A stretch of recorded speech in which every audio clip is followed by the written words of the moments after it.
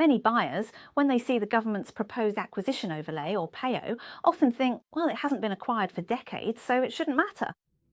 But in reality, the impact of a PAO on development potential and property value is very real. For example, the east side of Punter Road has been covered by a PAO since 1954, reserved for future road widening. Even though so many years have passed and the government still hasn't carried out any acquisition plans, this PAO still affects the owner's development potential and the resale value of the property.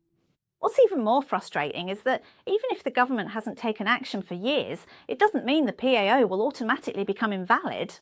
As long as the PAO exists, you must take its restrictions seriously when applying for permits, planning developments, or assessing land value. For example, this plot of land could originally have been developed into 6 townhouses, but because of this PAO, now only 4 townhouses are allowed. Or say this land was supposed to sell for £1 million, but because of the PAO, it can now only be sold for 800,000. These two types of losses are real, tangible losses.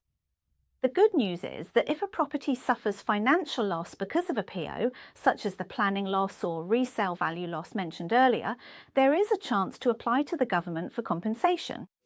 But the bad news is that the right to compensation usually belongs to the original owner at the moment the PA was added, not to the next buyer. If the next buyer wants to receive compensation, they can only wait until the government actually starts purchasing the land. But there's another issue here that many buyers tend to overlook. Compensation is usually calculated based on the market value at the time the government starts acquiring the land, not the price you paid when you bought it. In other words, if you didn't notice the existence of a PAO when you bought the property and paid the normal market price, even if the property is later acquired, the government may not compensate you for the extra amount you paid at the time.